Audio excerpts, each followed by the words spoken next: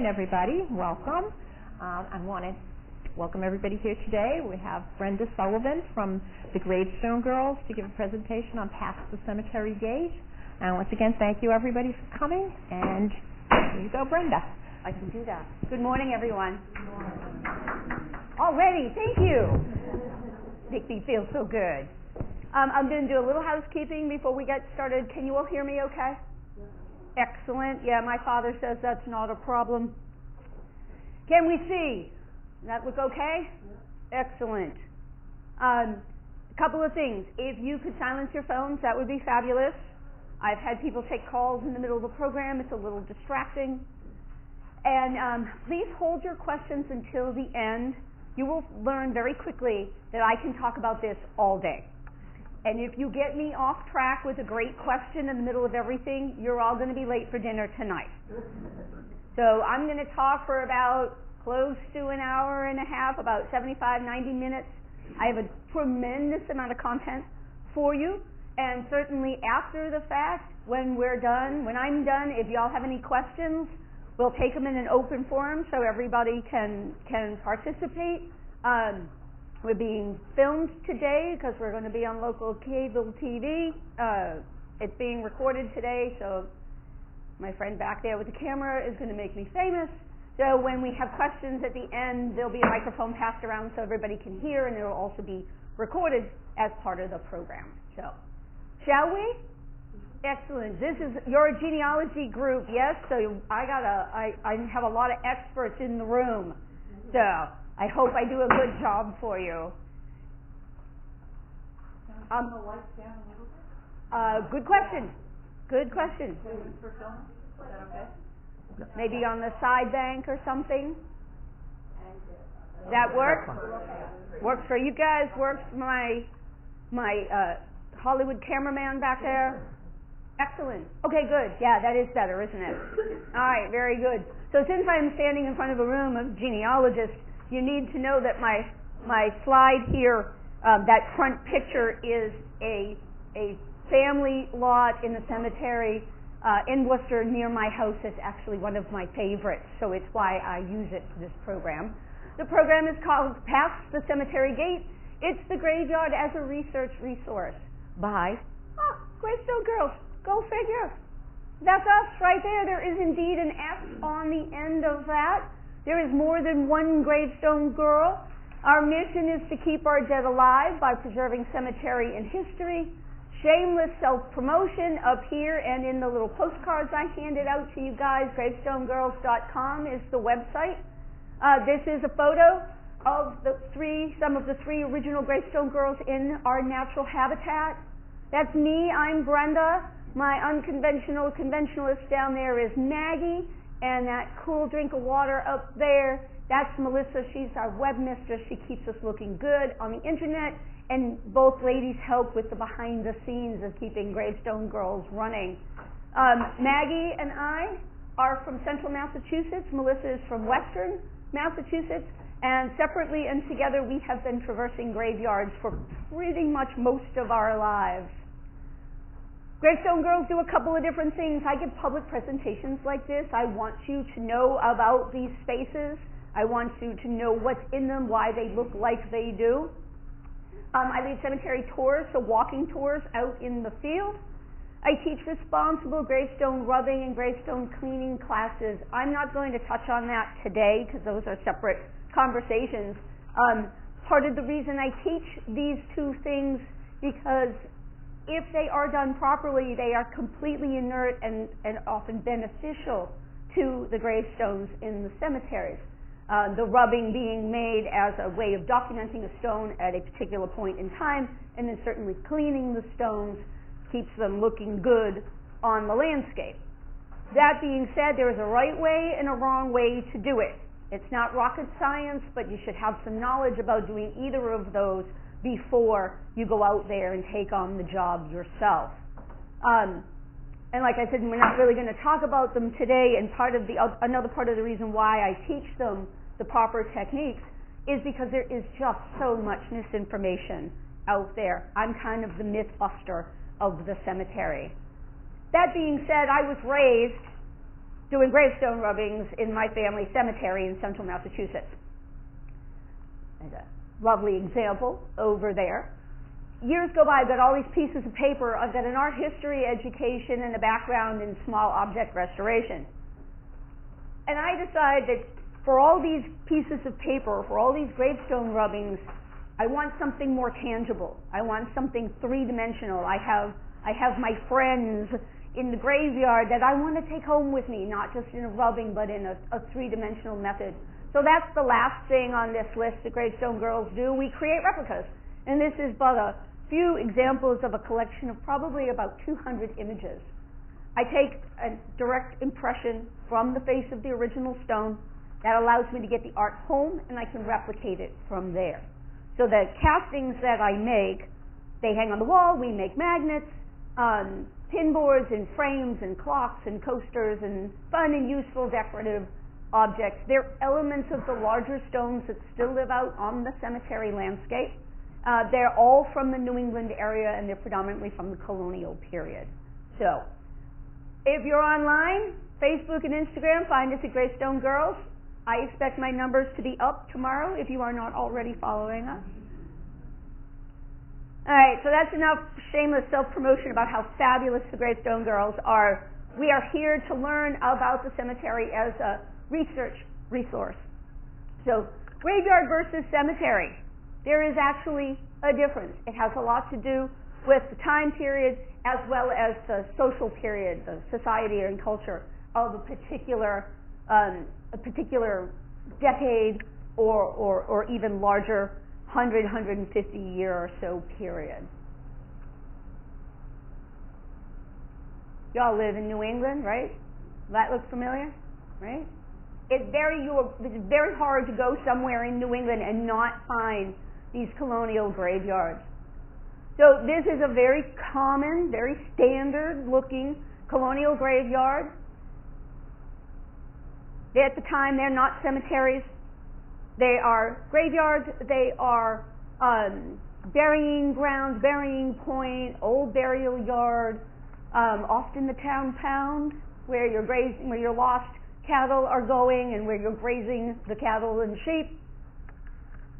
If you've never been to a town, you're coming into a town and you're looking for a cemetery, and remember we use the term interchangeably now, but they're still graveyards of this time period. It starts looking like this last quarter of the 1600s and into the 1700s. So if you're coming to a town that you've never been to before in New England and you're trying to find the old burial ground, the old graveyard in town, where do I go? How do I find it? You look for the original center of town, which now might be a historic district. You look for Main Street. You look for up in the sky. Look for that big, beautiful white steeple that our New England churches are so well known for. These old burying grounds are typically located in the original center of town. So remember that centers of town can often change over time, and these spaces may no longer be in the middle of town, but it's going to be typically in the middle of the original downtown. In order to establish a town in the late 1600s and into the 1700s, you had to do a bunch of different things, including, to get a charter, you had to do a bunch of things, including creating building a meeting house and establishing a burying ground. So you're very often going to find these spaces located in very close proximity to the meeting house. So look for Old Meeting House Road in addition to looking for places like Main Street. Because these spaces, know that when you look at this, it looks kind of nice and neat and organized right now, right? When you look at these spaces, know that what you're looking at has absolutely changed over time. And being in the middle of town, as we put in roads that either weren't there or we widen roads that were existing there, it creeps into this space. We build buildings, we change things around, it eats into this space. Groundskeeping over time is going to affect this space. And in different periods, just general aesthetics. And how we want this space to look. We want to tidy this space up. People will come in and reorganize this space over time as well. So when you're looking at these spaces, like I said, know that it has absolutely changed over time. And one of the visual cues of that is sort of this idea that we're pretty organized. We've got some pretty nice straight rows going on. These are the colonial New England tombstones that we are so used to seeing. Like I said, these start coming in around the 1660s, 1670s, looking like they do. Prior to this, if we've got gravestones at all, maybe they're just rough stones. Maybe they're wooden markers, which of course would have been lost over time by being outside for hundreds of years. But this is a very typical colonial New England tombstone idea. Got a shoulder here, this lunette up here, and here, and here are where the art is typically contained. There may be more art down the sides and the borders. And then below the art, that tympanum, you're going to have the biographical information, names, dates, maybe where they're from, causes of death, etc.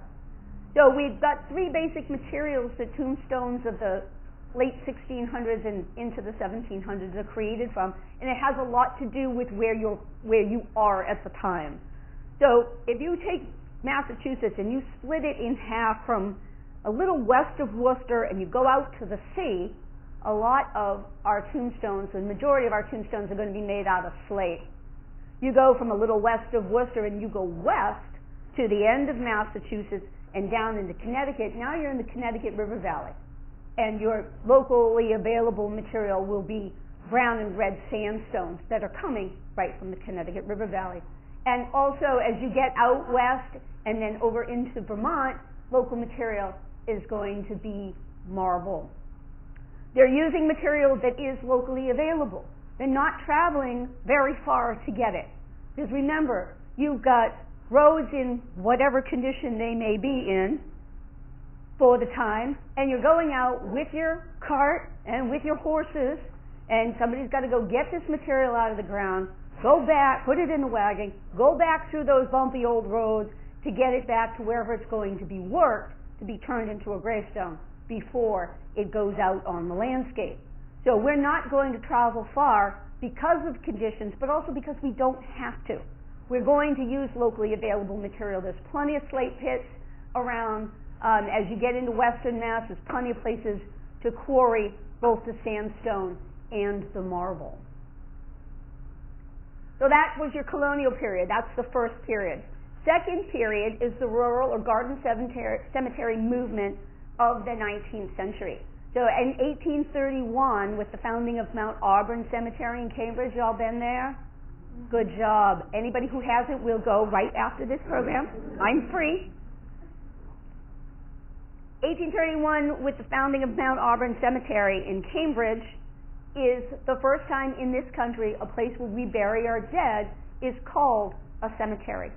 And cemetery derives from a Greek word that means sleeping place or dormitory. It really reflects attitudes of the time about death and dying. We're falling asleep, we're passing away, we're going to the summerland. It's a much more softer and pleasant passing, stepping from one room to the other, moving through the veil to the next world.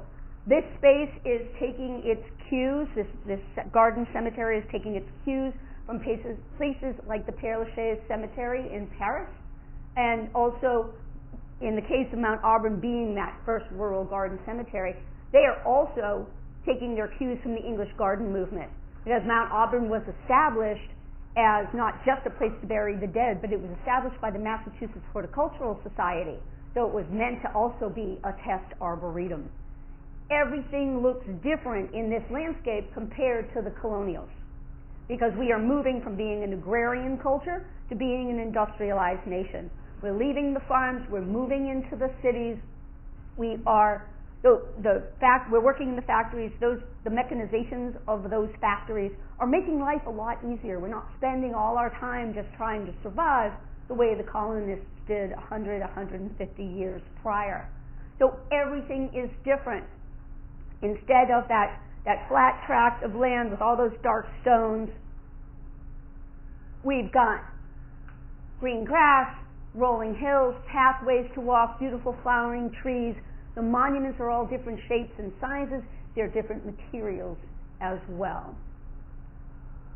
And then the third period would be the modern cemeteries of the 20th and the 21st century. So this looks really different, doesn't it, from the colonials and the rural garden. And what's happened is we've come out of the 1800s, we've come fully into the 20th century, and there's a backlash against all of that busy, over-ornamentation, very busy on the eye, on the landscape. There's an arts and crafts movement in the land of the living, features in or filters into the cemetery and into the land of the dead, and we want to simplify. In the arts and crafts movement, we have simplified our housing, our furniture, our style of dress. We've moved out of the heavy ornamentation of the Victorian period, and now we want this space where we bury our dead to be more pastoral, easier on the eye. We have to think about modern landscaping to efficiently use our monetary and human resources to keep the landscape looking good. We've also got the rise of new materials. In the Victorian period, in the 19th century, marble becomes the dominant material, and then in the 20th and 21st century cemeteries, the dominant material becomes granite, because now, as a fully industrialized nation, we have the tools to get this very hard rock out of the ground, and we have waterways, railways to move it in farther locations, which we also had for the marble of the 19th century as well. We've got those railroads, waterways, better road systems to be able to use material. We don't have to just stay local. We can use our building material from farther away, not just for big impressive buildings, but for also more mundane objects like gravestones in the cemetery. So those are your three basic periods. What do we do in the cemetery? We do all kinds of wonderful things. You use the cemetery as a way to journey through time, right? You walk through those gates and you can be transported to the 17th century, the 19th century. You can be standing in the middle of a modern cemetery, and you can use what you see to find it. You can use the cemetery and what you see and find to find information about both the past and the present. We use direct and indirect information that's on the tombstones, whether we read it and it's right there directly written for us, or we do some deductive reasoning to put some pieces together, connect the dots, and get a picture of not just an individual, but also families and society at a particular point in time. So direct images, direct information that can be found. And these are really but a few, but these are some good highlights. Identities. We can read, written on the faces of the stones, name, ages, genders, relationships. We can figure out who's married to who, marriages and adoption, who takes family members in, who adds to families through both marriages and adoptions. Achievements. What did we do while we were here? What did we do for work? What was our occupation? Where did we go to school? What other things did we do with ourselves while we were here?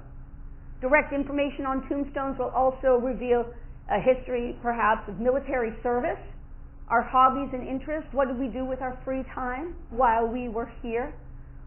What did we do socially? What kind of fraternal and social affiliations did we have? What groups did we belong to? What kind of community service did those groups do? Places of origin, places of death. We don't necessarily start here and end here. We might come from somewhere else. We might die in another location. It will show you the transportation of people over time. And then my favorite, method of death. What happens to this person that caused them to exit this world? So those are the things that you can read directly written on the faces of the stones, as well as depicted in images on stones. And the deductive information. How can we knit the information that we see together to give us more information, more clues, and fit together pieces of the puzzle, connect dots along the way? So we are able to identify family ties. Again, who's married to who? How many children do we have? Who are those children? Familial associations. Who marries who? How do families ebb and flow and blend together? Including how many marriages and resulting children. This is always very fun, particularly to the genealogist when we're going to see an example of multiple marriages and resulting children. Another favorite of mine is age gaps between spouses. Men kept marrying along the way. Women often did too, but earlier in the colonial and even in the Victorian period, once the women married once, they don't necessarily need to marry again if they're widowed. But they will often remarry because you need the help to keep the household running and to take care of the family and the farm and those kind of things. We might be able to deduce the idea of people leaving us, leaving this world because of disease outbreaks, patterns of diseases that spread through a community or a household, which might be very focused, the idea of what happened to a family if you have a large loss, that you can see multiple stones on the landscape.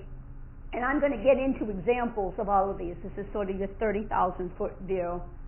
And you can also deduce movement, points of origin, and travel. People were more mobile than we tend to think, even back in the 16 and 1700s. And very often the information is either directly written on the stone or you can figure it out because of what you're looking at versus where you are in that particular location of the graveyard and town. All right, so I'm going to give you examples of all of that stuff I just covered, and I'm not able to say this is just deductive reasoning, this is direct information. It's always going to be a blend. So those 3 periods of cemeteries I showed you, graveyard/cemetery, that's a clue for you before you even get started. Some graveyards are very small, others are very large. You've got about five graveyards and cemeteries here in Braintree. Just a couple towns over in Milton, there's one cemetery that's been in operation, in use for almost 400 years. It's pretty large. I've been in spaces that are 300, 400, 500 acres. If you're looking for somebody, you're not going to go, okay, well, I'll start here and I'll walk the whole cemetery. If you're looking for an ancestor or information of a particular period, you can stand there and look across the landscape and you can say, that's the colonial space because it looks like this. Oh, there's my ancestors are 19th century, so that I'm going to start over here, or I'm looking for something modern. I'll start over there. Those landscapes look different enough to help you get started in the right space just from overlooking the burial area. When you find people, they're often in groups, particularly in the 19th century. In those newfangled cemeteries, you have the ability for the first time to purchase a plot of land, a cemetery plot. I call it a vacation home, sort of a home away from home. And it sounds funny, but it's true.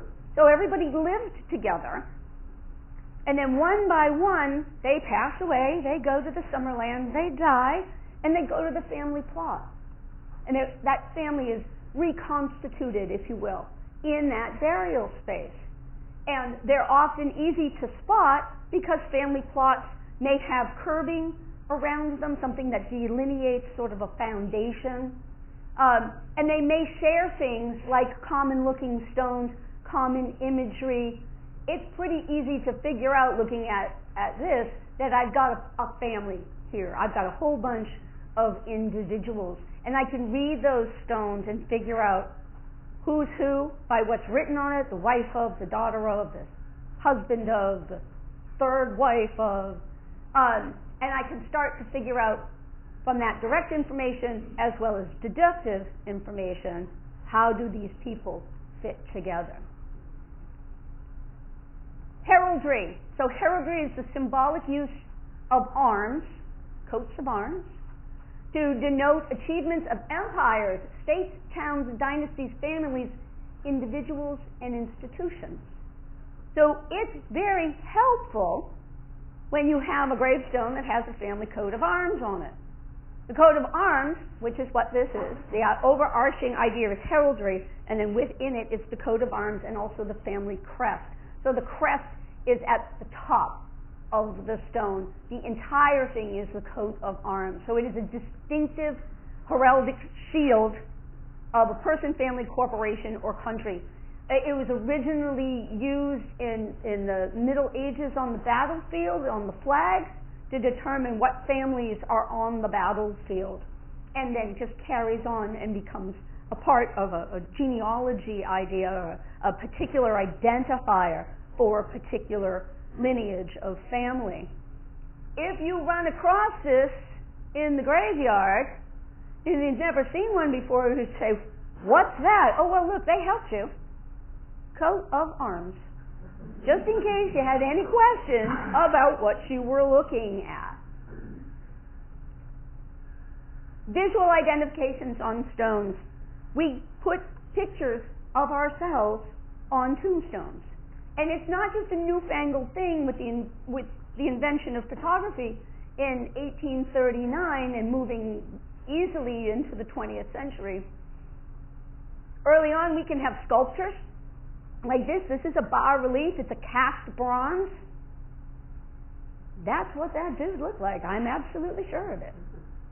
I can have photos like this. This is called a photo ceramic because it's a piece of ceramic that there's been an emulsion process done that puts the picture on that little piece of ceramic, and then it's sealed. So now I have the idea of what that individual looked like. I also, very modern, when you go to the cemeteries nowadays, you're familiar with the tombstones made out of black granite. They're these big black, well, not necessarily big, but they're black gravestone material. Very popular and really lends itself to putting imagery on it. So this is called an etching, and it is done by very talented people with diamond-tipped tools that etch the image into the stone. And in this case, this is this couple here. So it may seem strange, or it may seem to be a modern thing to put images on tombstones, but check this one out. So what's happening here is that is my beloved web mistress's beautiful gloved hand, and what she's doing is this piece of marble, you can see how it's attached there, it's a little cover. So she's pulling that cover back to show us a little square underneath it. And at one time, that square had a photo in it. So photography was invented in 1839. It develops very rapidly, becomes available both initially to folks with a lot of money, and then it very rapidly evolves, kind of like your cell phones, right? Cell phones used to be these big cases, and they were very expensive and very heavy, and only a few people had them. But technology has moved so quickly, anybody can get a cell phone nowadays. Photography sort of moved the same way. So it wouldn't be unheard of, and when you're in the cemetery, watch for these. I mean, the thing that caught our attention here was this lumpy thing on the face of that flat tablet. Now, ooh, what's that? And you pull that little shade back, and we can see that there was once a picture in there. I've yet to find any that still have photographs in them, but I am of the understanding that up in Maine there is a significant number of stones with 19th century photos still surviving in them.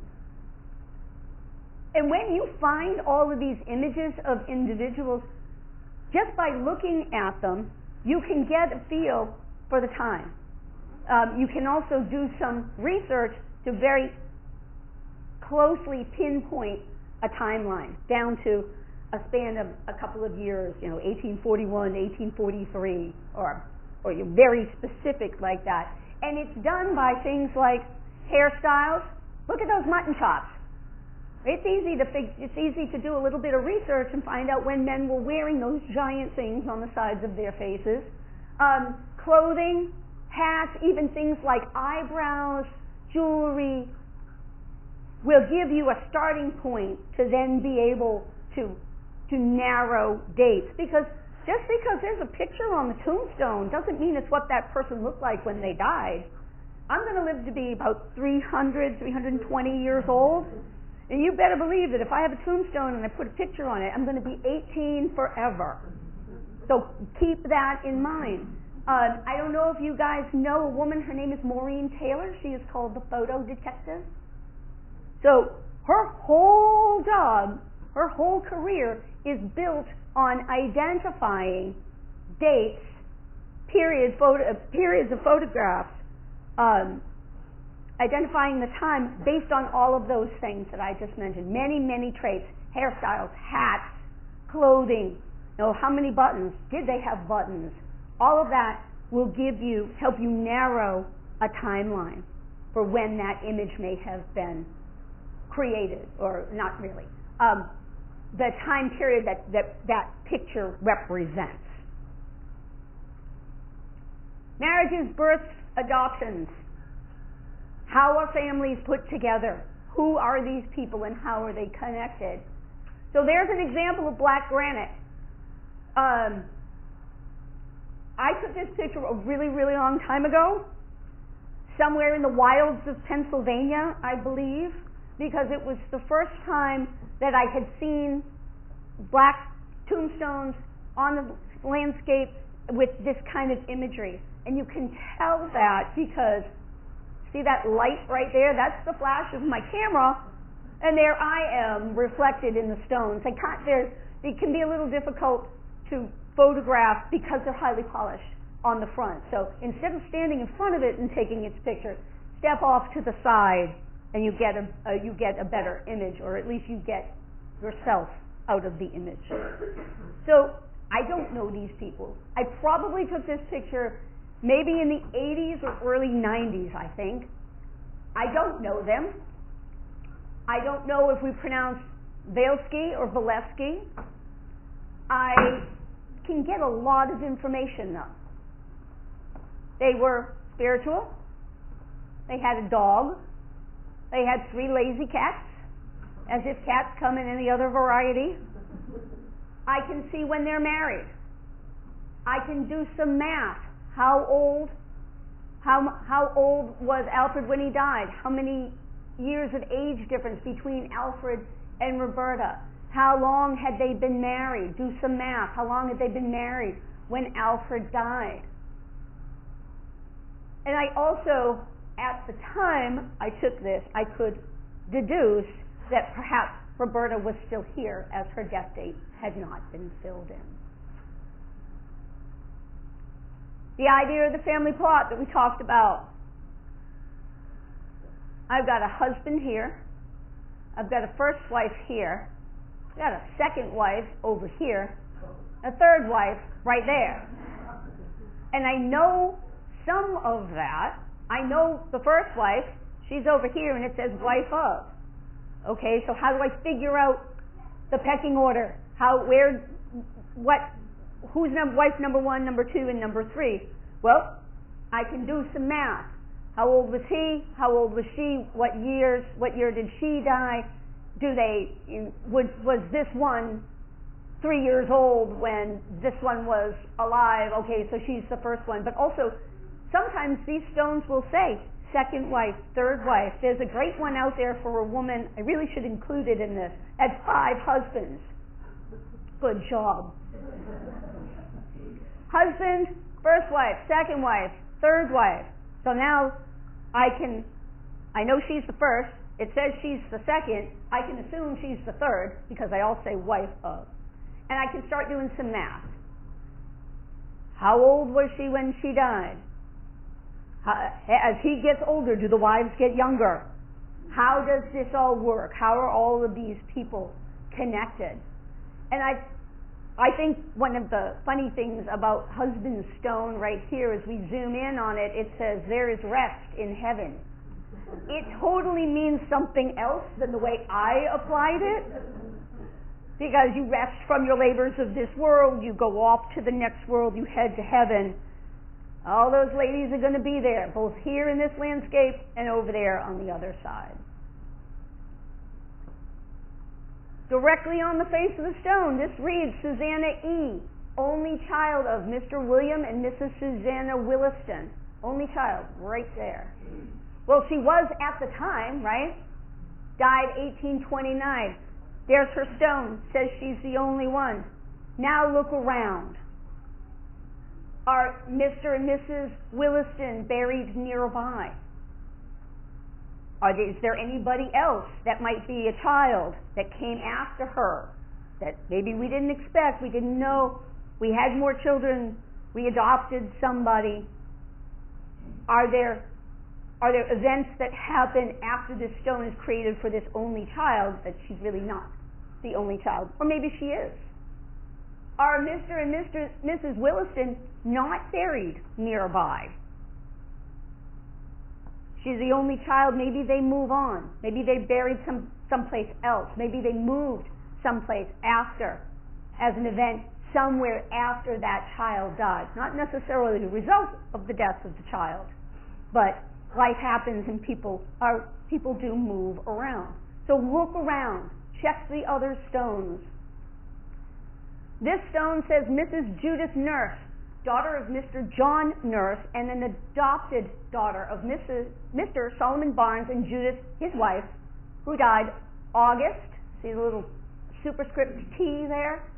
August 7th AD, Latin Anno Domini, in the year of 1797, in the 19th year of her age.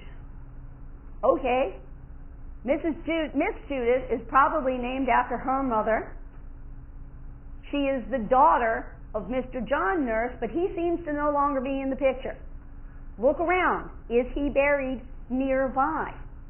It looks like he either died or he left for some reason, and Judith married Solomon Barnes and adopted the daughter of his new wife.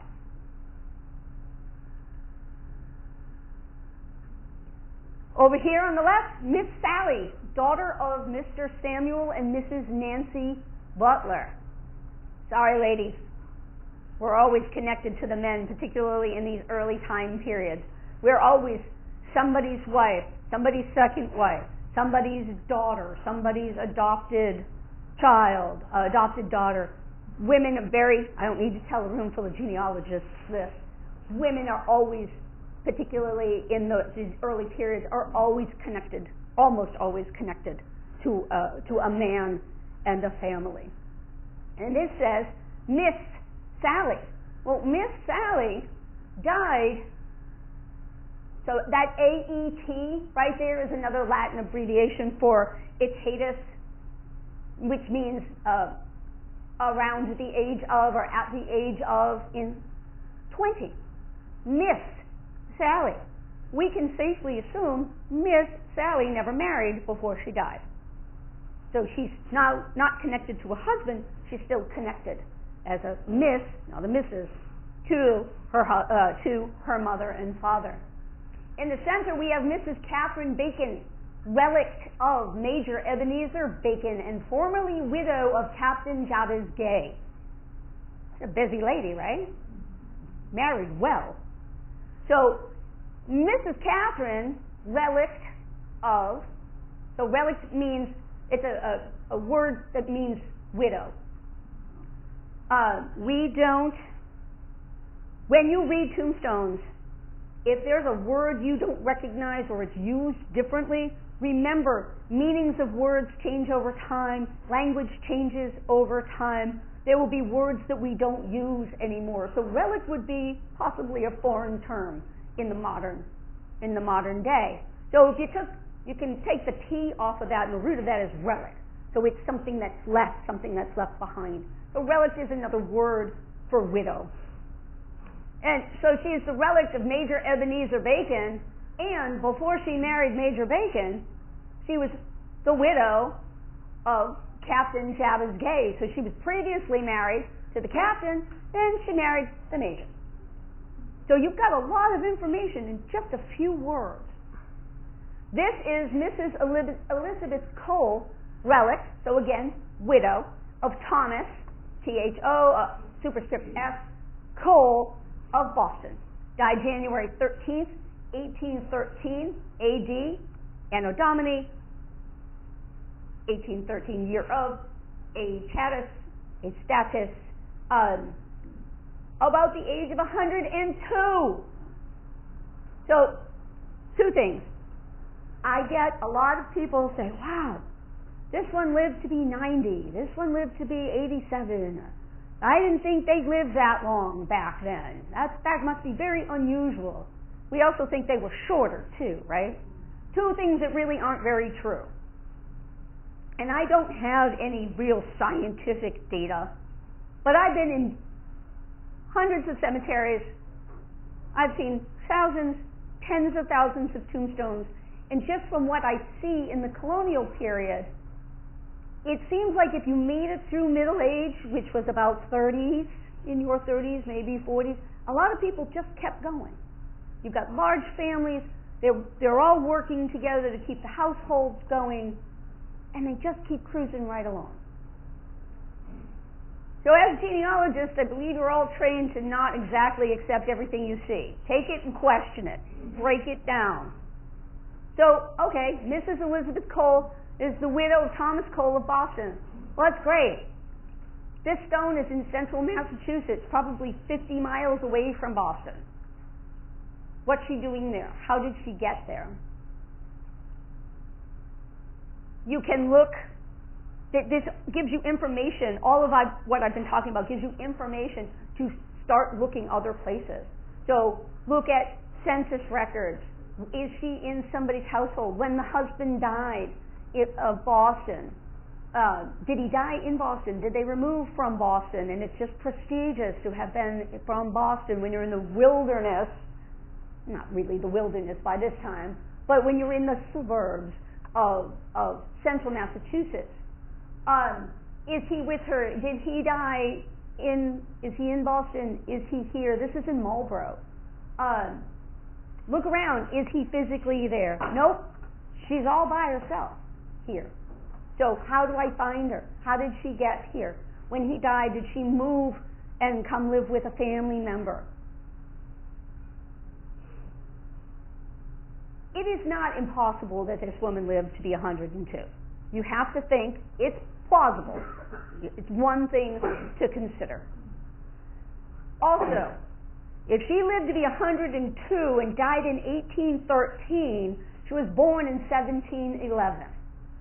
We all, as genealogists, we all know how great the record keeping was in the 18th century.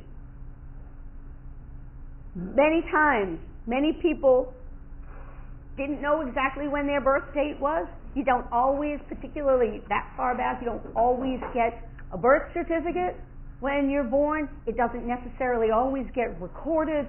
Records are spotty, many times at best. Some towns were very stringent about collecting vital information and submitting them to the state. Others, not so much.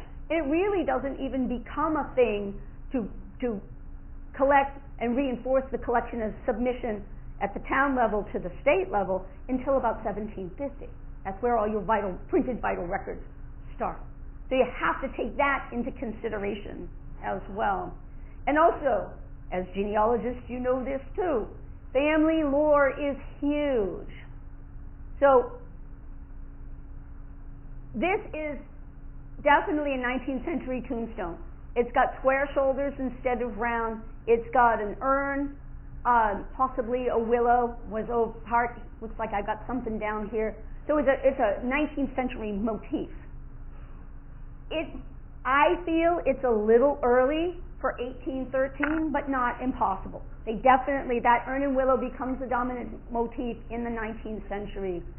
It's entirely possible that it's the time that the image on the stone coincides with the date, but you don't always get a gravestone the minute you die, if you get one at all.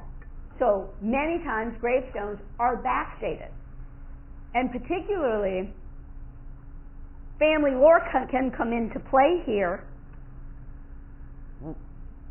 Aunt Lizzie lived to be 102 and she doesn't have a gravestone, so we really should put one up for her. That's possible. Also, remember that there are times families, modern families of the time, look back at those old dark ancestral gravestones and they say, this is not who my people are. This hairy, scary thing with skulls on it. And what is that? I don't want that. I want something more prestigious, more modern, more popular. And tombstones get removed and new ones get put in their place. So you have to consider all of that to give you a foundation of information to start doing research to see if you can find her and see if it's even remotely, see if you can back up that idea that she lived to be over 100 years old. Achievements. What did we do with ourselves while we were here? Well, this happens to be this is a hill tomb, because I love Egyptian revival. This tomb is built into this hill. Behind this facade, there is, if you walk through that door, it's like walking through the door that you came in through this morning. It opens up into a room, into a chamber, and the caskets are in that room. They are not in the ground. They are in this chamber. This happens to be the very subtle tomb of Henry Bergh, who was the founder of the Association for the Prevention of Cruelty to Animals. He later also goes on to become the founder of the Association for the Prevention of Cruelty to Children. Egyptian revival, that will give you that can give you a clue to the time period that tomb was built, and also because he's a well-known person and the ASPCA still continues today, at some point it is very possible, it happens very often that these kind of attributes get put in. We get interpretive, we get sculpture, we get interpretive markers that give more information about a person. This happens to be in Oakland, California, if I remember correctly, and you can see all of the other moneyed folks up here with their big tombs. The higher you go in the landscape in the 19th century is a much more prestigious place to be. You got money, you can build tombs like this, you can have the tomb with the view, looking out over everything, and all the rest of you riffraff down at the bottom of the hill. Education. Tombstone, isn't that a fabulous stone? That you don't get any more colonial than that. Tombstones will tell you where people went to school. And if you can't read this that says he went to Harvard, you might recognize that image. On these colonial stones, when you see human-like faces, it is not the individual that's buried in the grave. That's not what that's there for. It is there to show you the idea of being human, and we can take one more step and we can postulate about his profession. Looks like a minister, doesn't he? He's got the ecclesiastical robes, he's got the collar, in his cutie little hands, he's got a Bible, and it goes on to say that he's Reverend Pierpont, and he went to Harvard. It says so on his stone. Harvard's the first college. Harvard was a divinity school. Even if it didn't have to say Reverend. This helps me. If I can't read, or if it's all in Latin, which it sometimes would be, I can figure out both from the words and from the pictures who I'm looking at, or what the profession of that particular person was. If you're the minister, you are supposed to be the guide and the conduit for people to get from this world to the next. So they often have large tombstones. They often have a lot of information on their stones, how long they served and how long they ministered, and we're going to see some examples of that. Here's a photo ceramic of a young girl. On her sweater, what's that look like? Looks like a megaphone, right? FHS. Well, she's got a sweater on with a megaphone, and she's young like this. This is some kind of high school picture, probably. That megaphone tells me that she might have been a cheerleader on the pep squad, something like that. FHS. All right, so I know all of this stuff that we just set out. HS probably stands for high school, right? What's the F for? Am I in an F town? Am I in Fitchburg? Am I in Framingham? Am I in Franklin? No, I'm in Franklin. Franklin High School. And there may be, typically there are names and dates, and now I can put all of that together. If I want to know more, maybe I can go to the library and find the yearbook for that time period in that town, and maybe I can learn some more about that individual. Occupations. I got another minister. Pastor of the Second Church of Danvers. Well, that's great. This gravestone's in Peabody. Peabody was established in 1855 from Danvers. Oh, well, that makes sense. Well, wait a minute. He was born in 1724, died in 1792, and he was pastor from 1754 to 1792. I haven't done any research. It says this right here.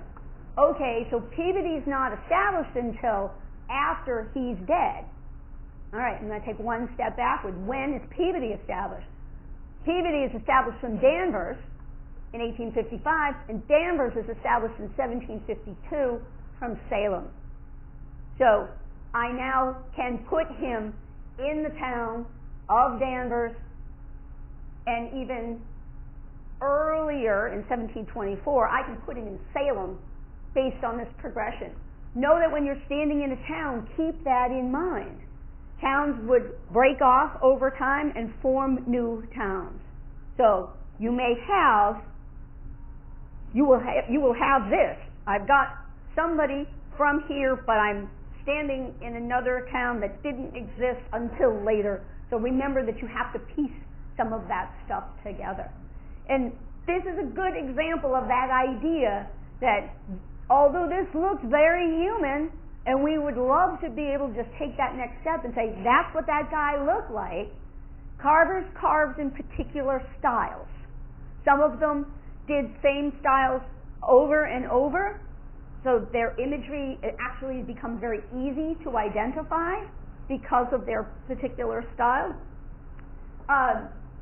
But this is not the idea of this is what the good pastor looked like. It is the idea of his profession. There's another one. It kind of looks similar, right? Because all of those ministers, they all looked alike, right? No. Where this is in Peabody, this one is up in Ipswich. So know that it might be the same carver, but it's not the idea of representing the individual. And just as an aside, doing carver research is very much like doing genealogy work. Stones were typically not signed in the 17th and 18th century by their makers, because to put your name to something as a maker is blasphemy. There's one maker and you ain't it. However, if you go look at the probate records for the good minister, in that estate inventory in the probate, is there a payment to someone for a gravestone, for a burial plot, for the lettering of a tombstone?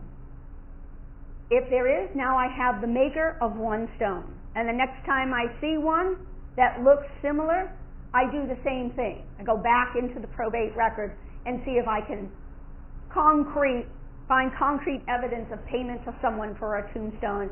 Now I've got Park, the carver, over here, and now, oh look, the record says that Park supplied that gravestone as well. That's just a little aside. I like the idea that carver identification is done with the same kind of genealogical tools. This is a pretty innocuous stone this is in Greenwood in Brooklyn, New York. And the thing that caught my attention on this granite stone is that it says, Dr. Susan S. McKinney Stewart. I've got a woman doctor. I've got a woman doctor that died in 1918, born mid-19th century and died in the first quarter of the 20th century. Uncommon for women to have these kind of professions. So I took her picture because what I see her illuminated here as wife, mother, and then by the way, I'm a doctor as well. So this is very interesting to me. Google, as you know, is your friend. Put some information in, and that's all I did here. I put her name into Google. This is what I get. And this is just the first paragraph of what I got.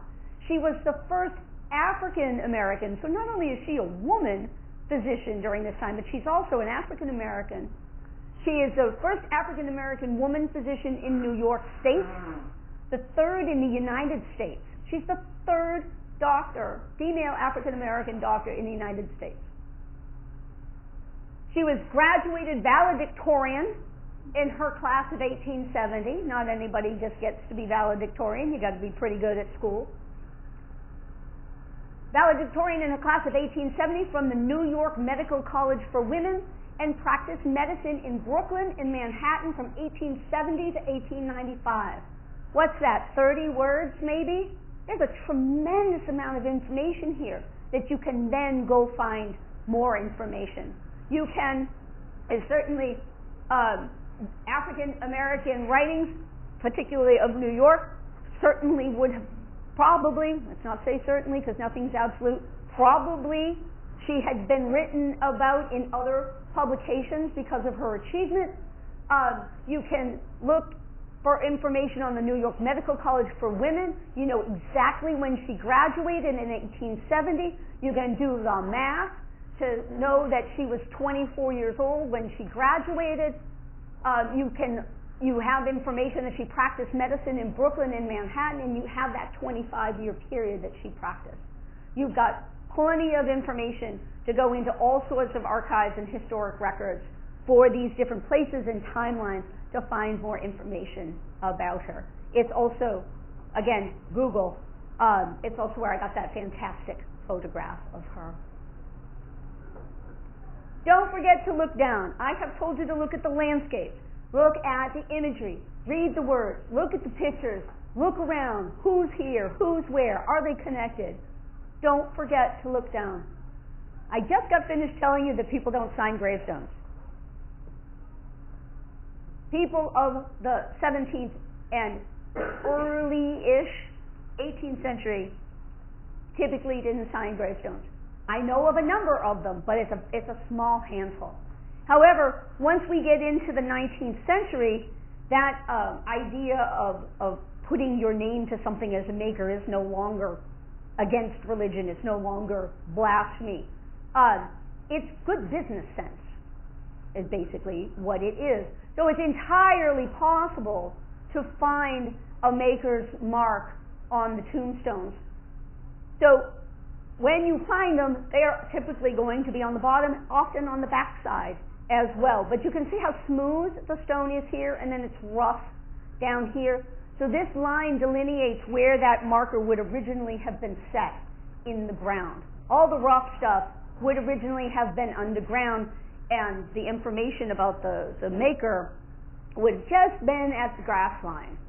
Over time, the freeze and thaw cycle causes these stones to shift and move, and many times raise up to make this stuff easier to see, and also look for stuff down below that smoothness of the stone. Look in the rough area that was originally intended to be underground. You may find a maker's mark there.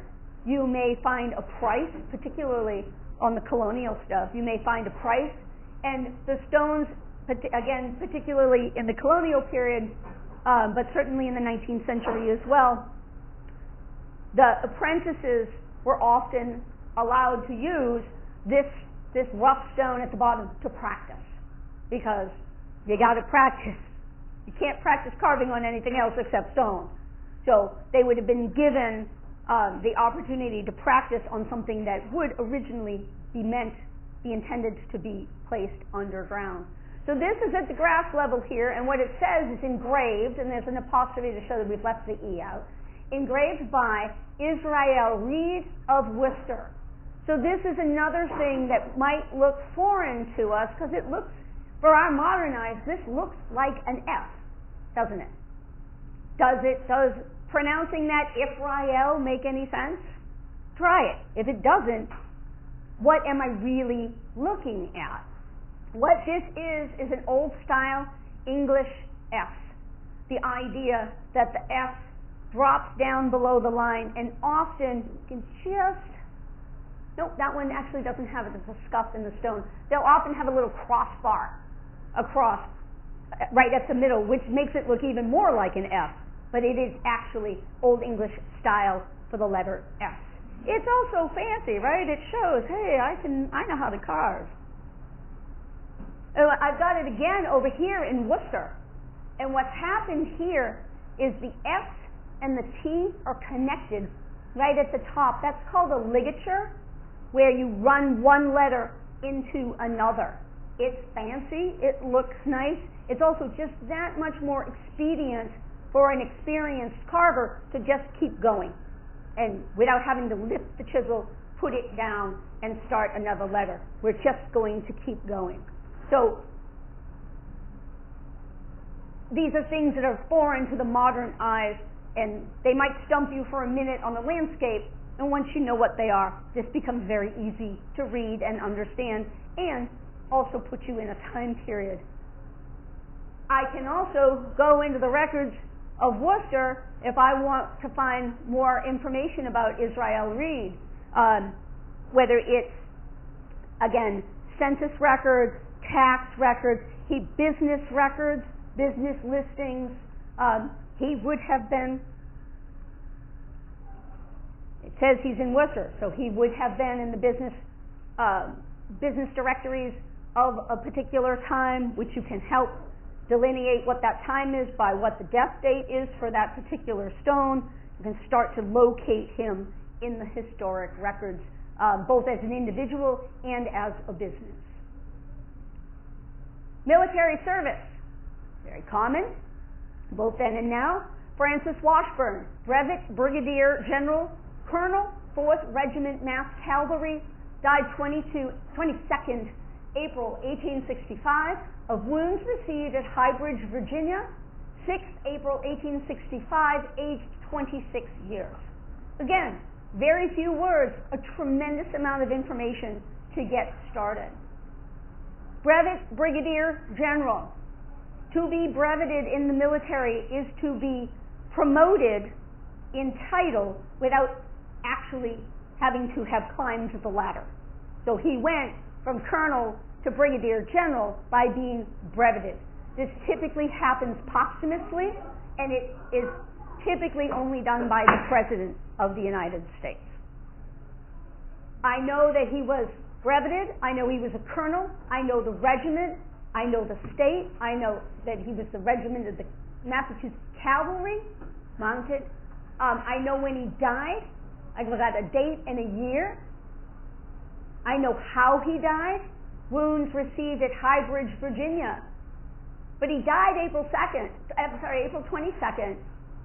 But he gets those wounds on April 6th. Where was he in between?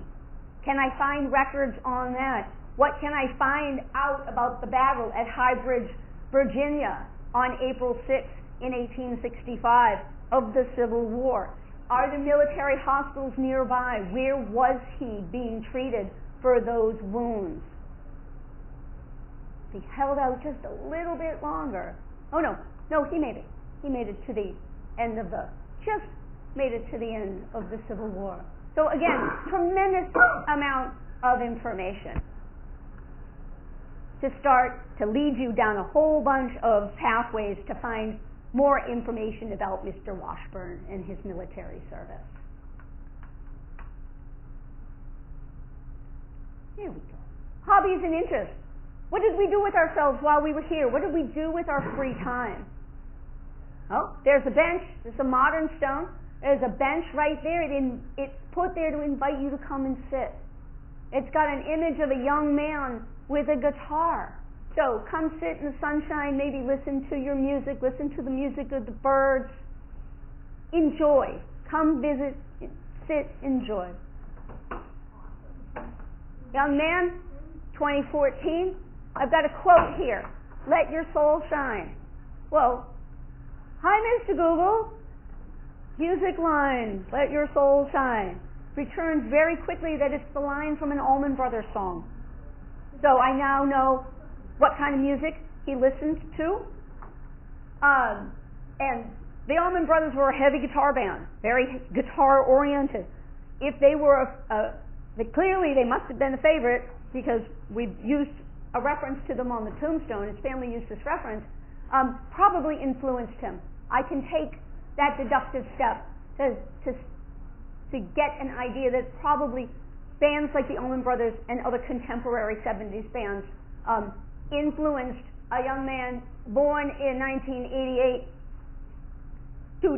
almost two decades after, certainly would have been 2 decades after by the time he was old enough to start playing guitar, that was an influence for him. So I get some personal information, some insight. My insight here tells me that this guy's going to need a bigger boat. So I don't know what I have here, but I got a boat and I got a fish.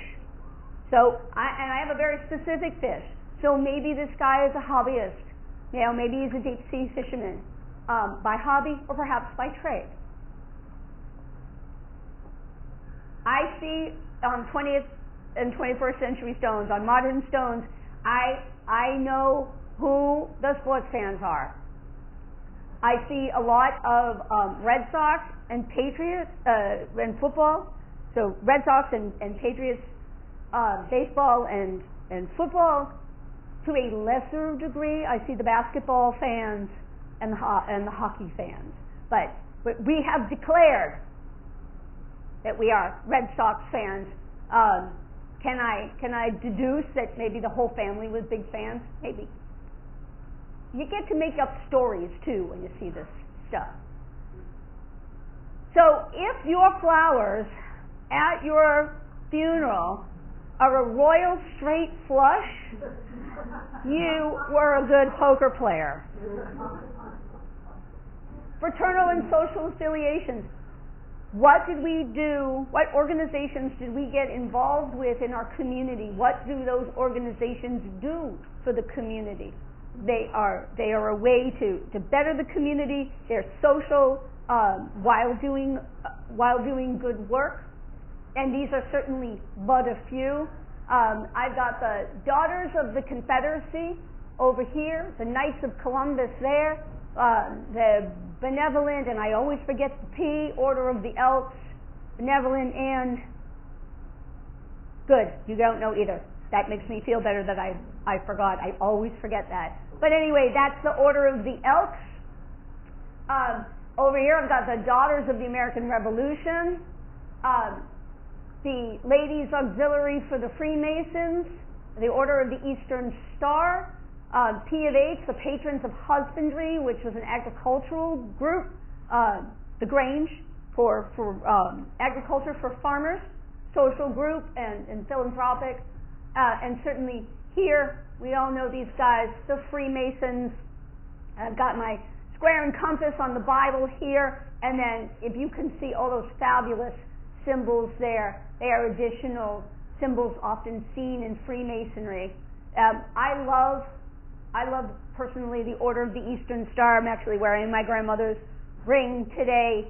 5-pointed star with the Temple of Solomon in the middle, and their acronym, as you can see, is FATAL. FATAL. I love that.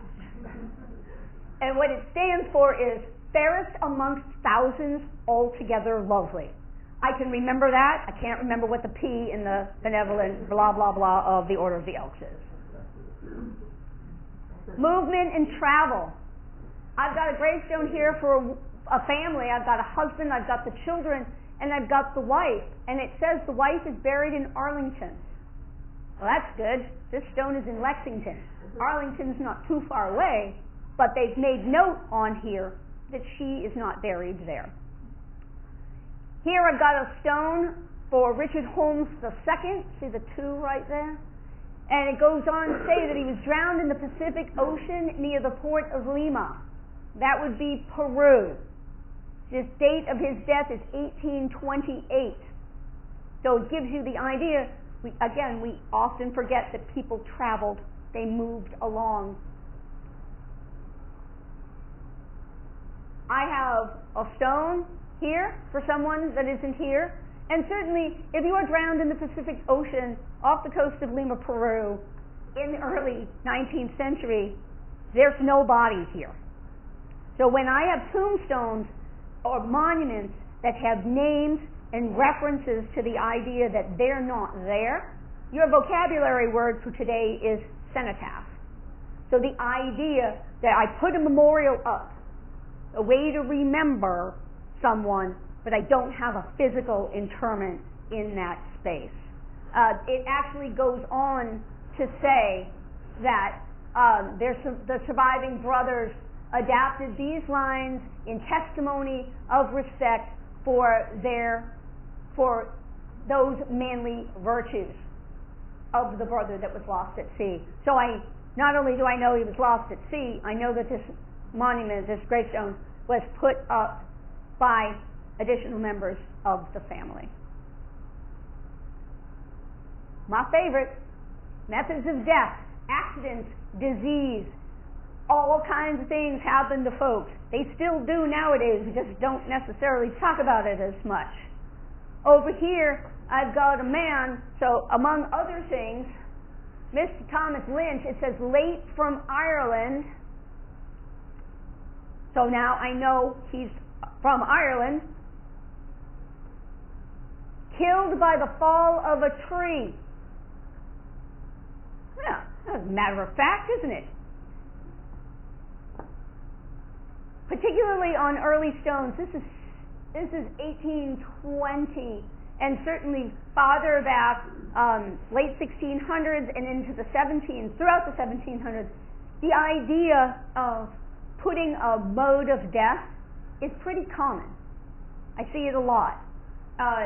Killed by the fall of a tree, fell off his cart, run over by his horse, kicked in the head by a horse, burned to death in a building, in the barn fire.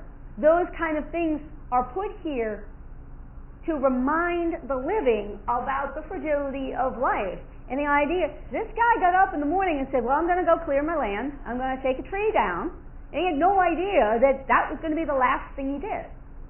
So it is the idea of communicating, the dead communicating to the living that idea about the brevity and fragility of life. This one's one of my favorites.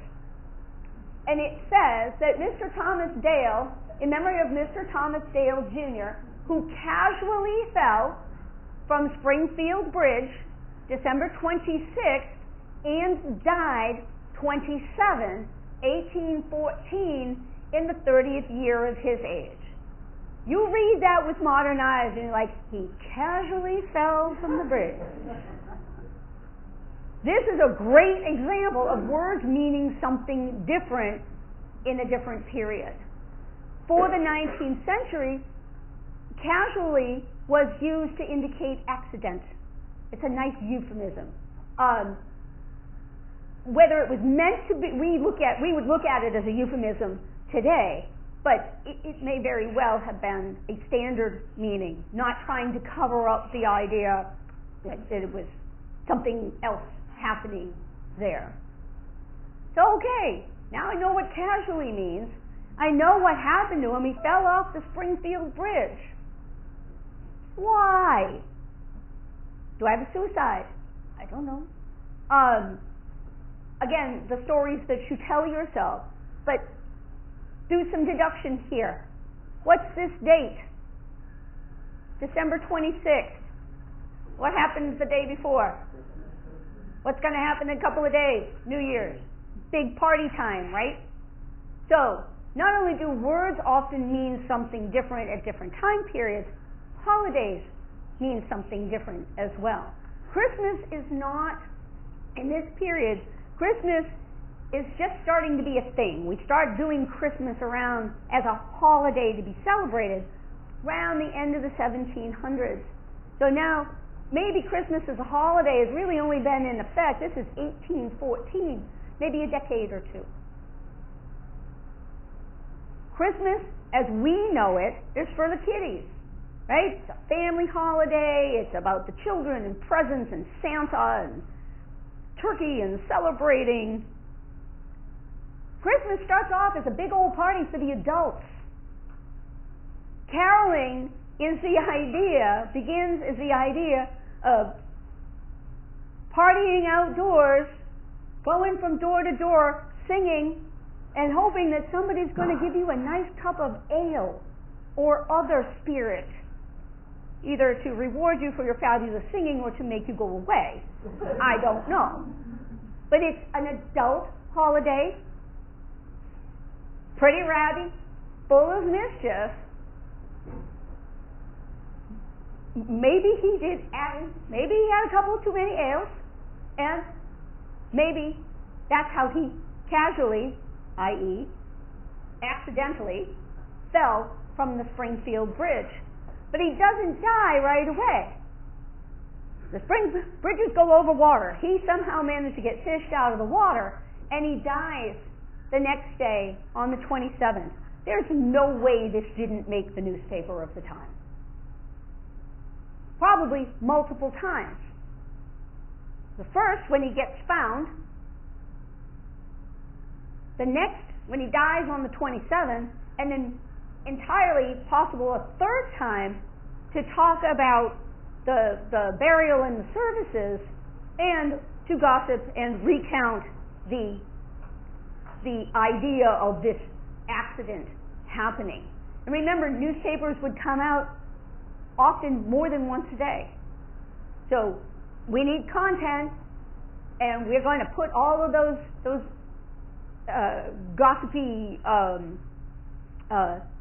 this isn't necessarily salacious, but perhaps, we're going to put all of those interesting human stories, human interest stories, in those newspapers over and over and over. And maybe even, depending on who he was in the community, maybe a year later on the anniversary, we're celebrating Christmas, but at this time last year, Mr. Dale tragically fell to his death off the Springfield Bridge. So you may find him, this is a human interest story, you're going to find him repeatedly in the papers. I warned you I could talk about this forever, and I do have a few more things to share with you, other places I want you to look for information that are connected to the cemetery. There's an app for that. There's an app for everything, isn't there? You guys know Find a Grave? So Find a Grave is a website. It's a crowdsourced website. The company is based in California, but the idea is anybody that goes into the cemetery can take pictures of stones and upload it to Find a Grave. It's a great tool for genealogists. Their goal, Find a Grave's goal, is to document every stone in North America. And I think it's the United States and Canada. I don't know if it's Mexico as well, but definitely United States and Canada. There's also Billion Graves, which is exactly the same idea, but its goal is to document every gravestone in the world. So completely crowdsourced. That database of information is growing all the time as people are taking pictures and uploading to these websites. The great part is we all have smartphones. Most of us. So great, I can find the data that's been put up, but how do I find the cemetery? I go to a town and I don't know where the cemetery is, or how many there are. Find a Grave has an app, and you would hit cemetery search. You don't have to sign in. I don't know why that's there. Maybe it's for uploading, but you don't have to have an account or anything. You hit cemetery search, and it takes you to this screen. That blue dot is you, where you're at that particular time. All these little gravestones around all denote burial areas.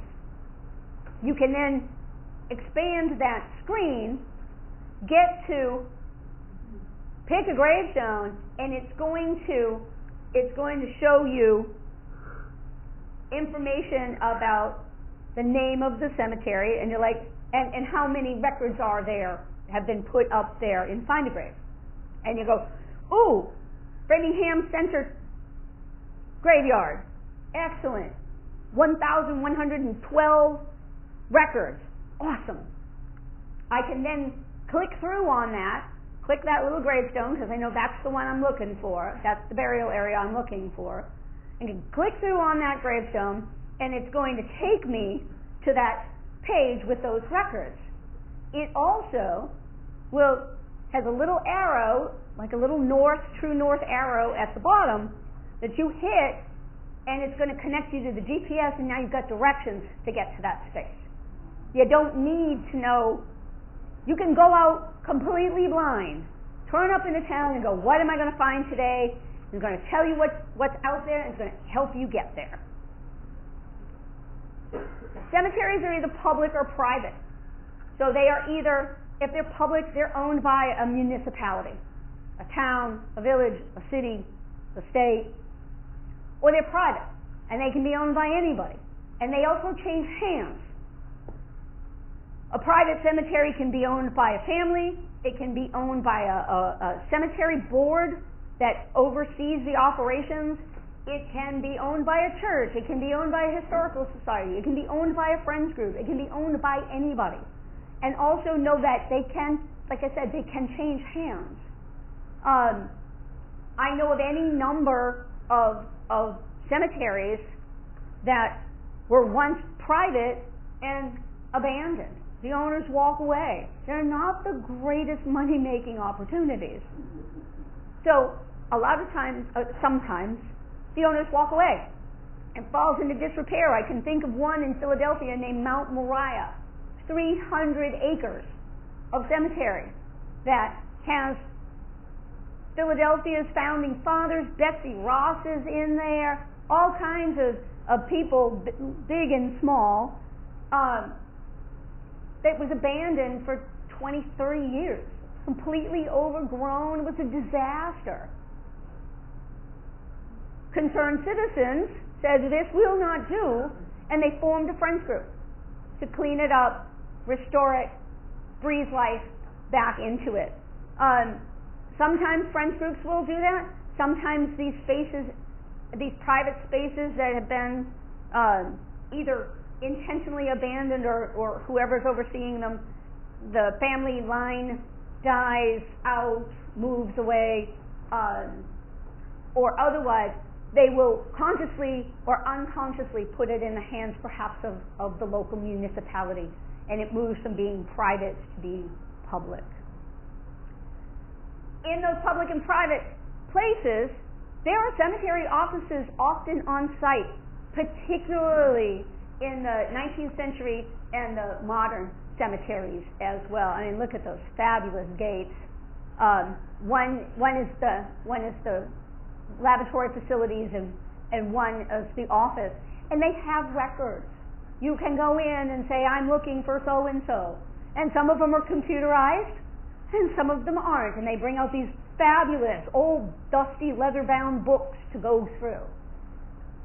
But they are a resource for you. Certainly the Veterans Administration, there's one in every state and then some. They will have military records of service. They are a great resource for you. And certainly within those towns and cities, often whether they're public or private, may have information about the cemeteries as a conglomerate. How many do we have in a particular town? The DPW may oversee them.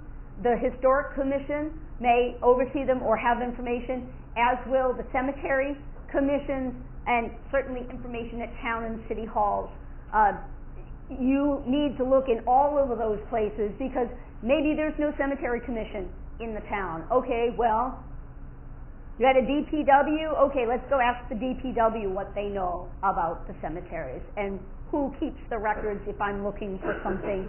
Is it locked? Do I need to have somebody let me in? Which is entirely possible, and it's very often the DPW that would have the keys to let you in. Places that hold funerals and memorial services, they keep records as well. Now, they don't keep records, particularly funeral homes. By law, the funeral homes are only required to keep records for 7 years. However, many funeral homes and places that hold memorial services are multi-generational. Funeral directors, 3, 4, 5 generations overseeing the same funeral home and providing services to the community. So where are we holding these services? Churches, synagogues, the dioceses are going to have information. All the religious organizations are going to have vital information, particularly about deaths and hopefully burials. Certainly the cemeteries and the funeral homes. I'm going to end up getting myself into a big old project for cremated remains. I am consistently going into funeral homes with a friend that purchases hearses and funeral equipment and out of these. I get to go along because I like all that stuff, but I love those big old Victorian funeral homes. And I'm constantly roaming around in these funeral homes and finding unclaimed cremains. And they're dating back, the last one I was just in, they're dating back to 1910, 1912. They've got names, they've got dates, they show on the canister, the labels will say who did the cremation. I see them from Swan Point, I see them from Worcester, places that have cremation services, and they're just sitting there. And I'm thinking, well, the genealogists need to know this stuff is out there. So, any of you going to NERC in May, the New England Regional Genealogical? Oh, y'all need to do this. This is your regional. We're going to talk about it. But I'm a little too late. But I'm planning on trying to find a way to make a database and get the funeral parlors to put this information together all in one space, so that people, and actually not just the funeral parlors, because in the cemeteries, in the keep, in the receiving vault, they used to use that for putting remains when it was too cold to dig a hole, to dig a grave and bury a body. Now oftentimes they keep pieces of broken monuments, they keep the lawnmowers, that kind of stuff. But I know places that keep their cremains in there as well. So there's a whole bunch of unclaimed people out there, and a break. There's your brick wall a lot of times. That is a source of information that needs to be brought to light. I just recently realized that funeral homes can be an amazing repository for information. And again, the sort of downside of that is that they're only required by law to keep records for 7 years, but many of them have many generations worth of records. Other record keepers are your monument makers, your coroners and medical examiners. Be creative. Where are people going when they die? What stages are they passing through? Who's handling remains? Who's handling burials? Who's handling records? And I don't need to tell a room full of genealogists that records move. How many times have I heard about the cemetery records were kept at the town hall, but when we remodeled, George took the records home with him, and I don't know what happened to them after that. So know that stuff moves. It's not where it's always supposed to be. So you do some sleuthing for that as well. Please feel free to take a picture of this. You can also find it on our website. There's a section called Learn. So there's a lot of resources on there for gravestone makers doing traditional styles, conservators if you need cleaning or repair work done, information, links to all kinds of good websites with more information for particular areas. There's also a glossary of terms that you can print out, you can download and print out, put in your cemetery bag, so that when you're in a cemetery and you're like, hey, what's that symbol mean? Hey, Gravestone Girls gave me a 5-page cheat sheet to find this stuff out. I'm going to run through these quickly because I'm at time already. Obviously, research information you need to know. Gravestone Girls, I just told you all the fun stuff you can find on our website. We talked about Find a Grave and Billion Graves. There's an association for gravestone studies. They were created in the 70s in Worcester. They're still Massachusetts based. They have an office, but it's administrative. We have members from all over the world, and they are interested in all things gravestone and cemetery. So if you're looking for something particular, there's probably a member in the organization that knows something that can point you to some more data and research information. There's the Farber Gravestone Collection. The Farbers were some of the original founders of the Association for Gravestone Studies. They're a husband and wife team that are photographers working in the 1970s to document gravestones for carver identification as well as cultural artifacts. And by the time they are done taking pictures, they have almost 14,000 photos for about 8,000 to 9,000 gravestones. Their collection is housed at the American Antiquarian Society in Worcester and has been digitized. So you can get it online. Just Google Farber Gravestone Collection. When you get the collection, it's going to take you to the Antiquarian Society. You can look through the collection there, and there's a way to parse the information. You can do it by town, by carver, by date, by symbol. You will find, it's certainly not comprehensive. They were in some towns and not in others. They heavily photographed some spaces and not others. So you never know what you're going to find, but you may very well find an ancestor, because once you get into the database, when you filter on the criteria, it's all alphabetical. And it's a fantastic way to see these old tombstones that were photographed 50, almost 60 years ago. They may or may not be on the landscape any longer, and if they are, they may be in a very different condition than when they were photographed. So maybe it's illegible now because of erosion or because of biological growth, but maybe it's in the Farber collection and it's a nice, beautiful, crispy, clean photo almost 60 years ago. The American Antiquarian Society is just what it says it is. They catalog, they collect printed and cultural material up to 1850 in America. So if it's printed between that time frame, they want it, and they probably have it.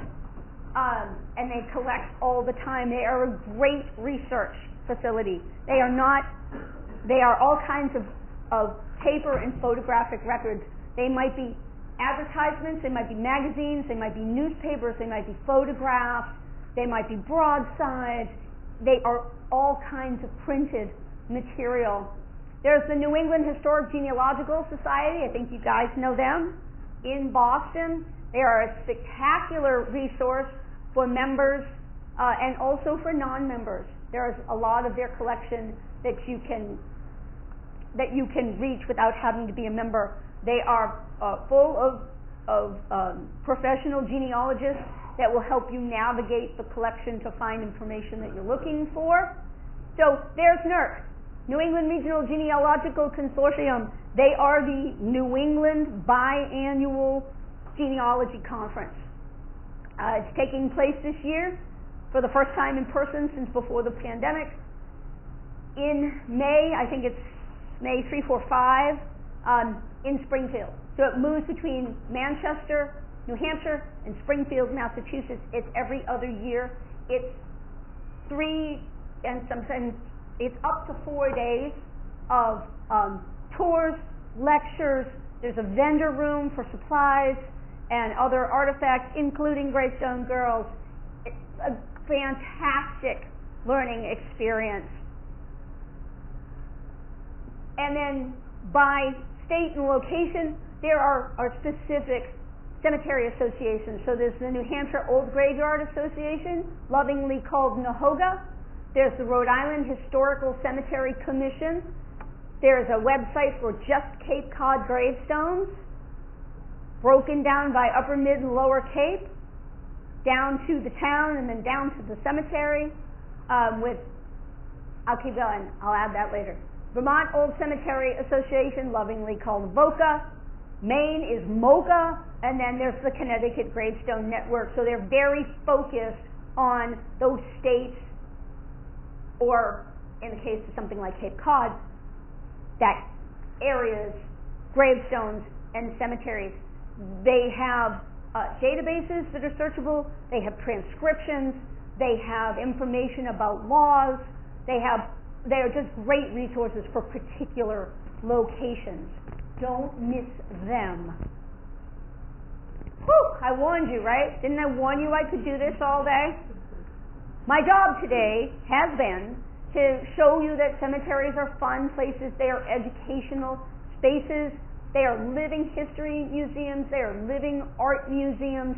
They are an invaluable resource for genealogists and researchers, just for fun or for your side hustle or your hobby, professional or hobbyist. It is Saturday. It is not even noon. So what if it's raining and possibly will snow on us? Who cares? Get out there and explore. Do some sleuthing. See who you meet. Have fun. You've all got that card. If you didn't get it from me before the program started, come and get one off the table. This is how you find us again. You wake up with a burning question at 3 o'clock in the morning and say, oh my God, I need to ask the Gravestone Girls this question. That's how you find us again. Email, website, social media. You guys are fabulous. Thank you so much for coming out this morning. My thanks to the library for hosting me today. If you like, we can answer some questions and you're all free to go. Thank you very much for coming. Enjoy. Didn't I warn you? Didn't I warn you I could do this? Do we have any questions? I answered everything? Good job. So, there we go. Yes, ma'am. Why did they not print whole names and write the whole name sometimes on the slip, like it says on with the PH11 that little... Right. So, her question was, why sometimes are the things abbreviated, names and other things. It's stylistic. It is space requirements, space limitations. You also, particularly in the colonial period, you paid by the letter. So, remember I said you don't always get a gravestone when you die?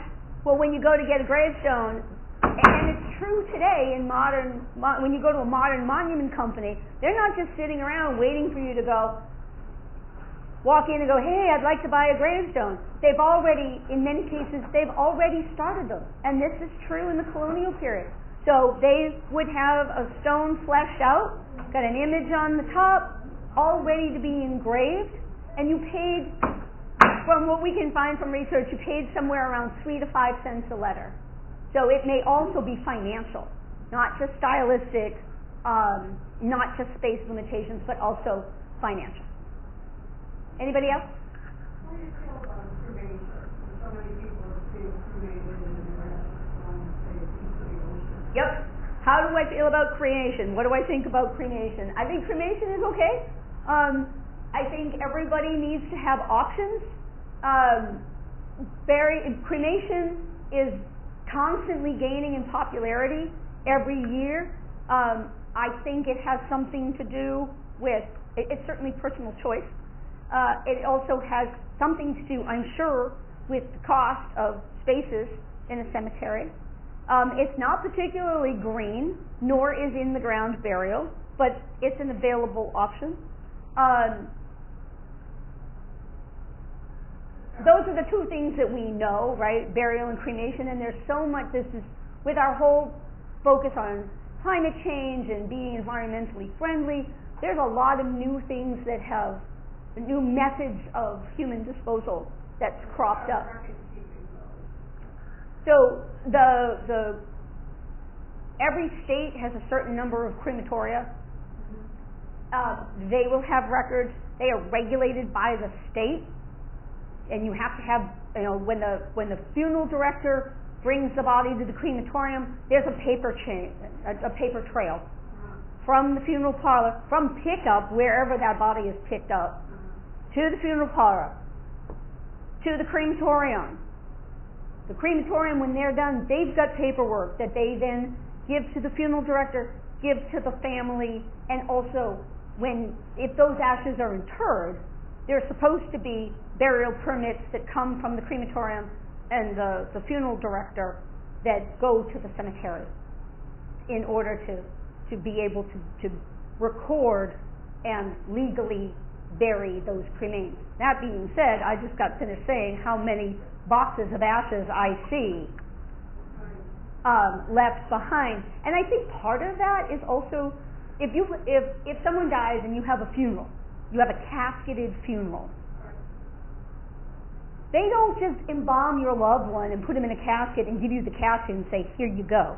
You go through the whole process of having the funeral, going to the cemetery, putting that casket in the ground, maybe even going as far as having the mercy meal afterwards where everybody comes back, they get together and eat and drink and talk and socialize and talk about that person. You get cremated, they're like, here you go, here's a box. And there are so many boxes that don't get picked up. There are boxes that get picked up and sit on a closet shelf somewhere for many years. They do get taken somewhere. They might be scattered wherever that person's favorite place is, and maybe it happens right after it's done, or maybe it happens many, many years later. With cremains, it doesn't end the way a casketed funeral ends. And there's plenty of green options nowadays too. The idea for green burial of being put in the ground with nothing that won't decompose. So cardboard caskets, wooden caskets with no hardware, no embalming, nothing that won't go back to the earth. Get a tree planted on you. Get your cremains made into diamond rings and records and put in a coral reef and shot out into space. And there's a relatively new process called aquamation where through the process of water and vibration, the body is rendered the same way as cremation, but without the fuel and the time and the energy expense. There's also human composting. I am opting for human composting. It started a woman in Seattle, I believe it's Washington State. I love that it's a woman-owned operation. I love that it is a completely inert process. You turn the body over, and look this up online because the space where you go to be composted is really quite lovely architecturally, very peaceful.